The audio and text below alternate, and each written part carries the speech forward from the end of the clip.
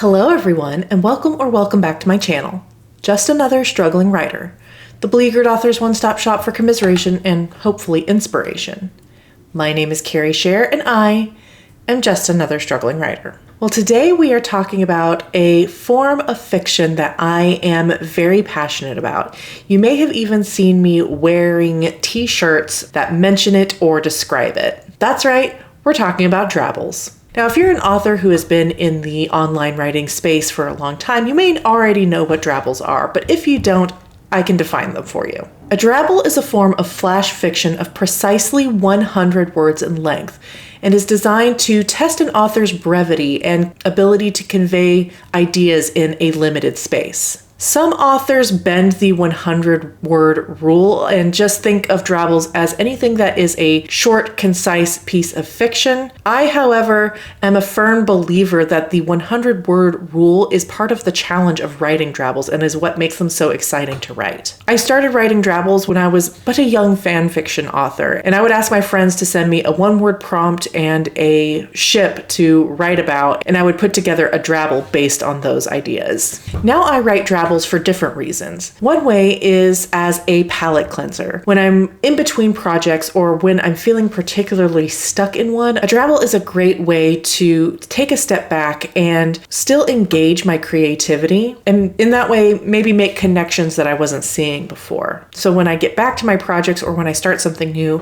I'm already feeling creatively stimulated. And the other way is when I'm feeling blocked or just creatively dead. A drabble is something that is low energy, low commitment, and yet challenging enough to get that creative spark going again. I have played with drabbles as a form for a long time now. For a while, I was trying to write one once or twice a week for my blog. I even played with the idea of writing an online serial 100 words at a time. So suffice it to say, I really do love this form of fiction. I love that they're a great way to get my creative energy going when I'm feeling tapped out, and I love how tight and concise they are. My writing already trends in that way, so it shouldn't be a surprise that I love how drabbles force you to really think about your words and eliminate excess and really get to the point. And just for fun, I thought I would sit down with you guys and just write a couple. To do that, I'm going to generate 5 random words, and then I will write 5 separate drabbles, one based on each word. Technically speaking, I should probably be writing these independent of any other story ideas, but I am not as skilled as some other short fiction writers are, and I don't think I have what it takes to write something completely independent. So what I tend to do when I'm writing drabbles is lean on other story ideas and worlds that I've already created in my head. They may sound new to you guys, but for me, they already exist in a well-defined space in my brain. Okay, so now we've got our 5 random words: linear,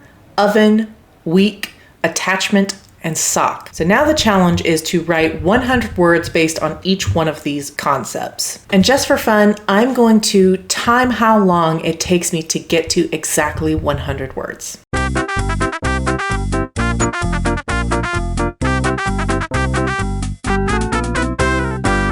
And just like that, we have our first drabble. And I already forgot to time it, but editing Carrie will know, and I will put the number right here. It just took a few minutes to get 100 words exactly.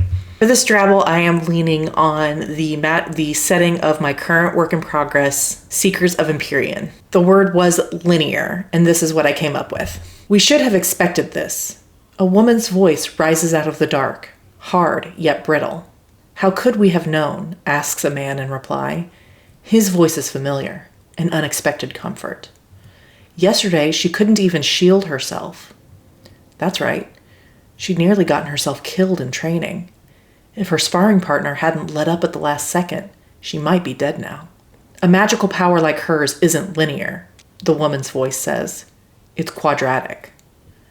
I didn't sign up for a math lesson, the man says, sullen. Maybe you should have. Then we wouldn't be in this mess. So that's one. Let us move on to our second drabble. The key word for drabble number 2 is oven. All right, and that completes our second drabble. That one took 8 minutes and 33 seconds, and it took a little bit longer than the last one because I kept going over the 100 words by just a few. So I had to play with some of the sentences and configuration to get it to be exactly 100 words. And again, I love that that's part of the challenge. I love trying to play with the language and your own ideas to squeeze it into 100 words. Again, the word this time was oven, and this is what I came up with. Arceli pushes her sweaty hair off her neck as she trudges into the kitchen. There, she finds the source of the stifling heat. Yaya, why the hell do you have your oven on? It's 1,000,000 degrees outside. I wanted tea, Yaya grouses, twisting the knob so that the flame on the burner flickers out. I told you to get one of those electric kettles. It would save on energy and wouldn't make it so damn hot in here. Yaya huffs in indignation. Tried one. Hated it. Tea didn't taste the same in it. Arceli sighs. Of course it didn't.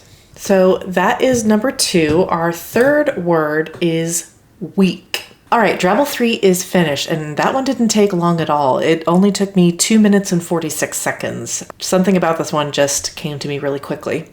So the word was weak, and it was hard to believe it had only taken 1 week for Arceli's life to be completely turned upside down. 7 days ago, she was wondering how she was going to convince her friend Becca to let her stay through the end of the summer. She'd been considering, jokingly of course, selling pictures of her feet online to make some quick cash for rent. Now, she barely recognized herself. She had a job, a permanent place to stay, people who actually seemed to like spending time with her. None of that seemed possible just a few days ago. So that is number 3.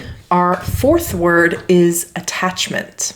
All right, that is drabble number 4. This one took me 5 minutes and 55 seconds, and this was another one that I was trying to get exactly right. Edited a few things just so I could make it a little bit more of a concise, contained, I don't want to call it a story, but something self-contained. The word here was attachment, and this is what I came up with. Arceli squints at her phone screen, the harsh sunlight overhead making it difficult to read the email.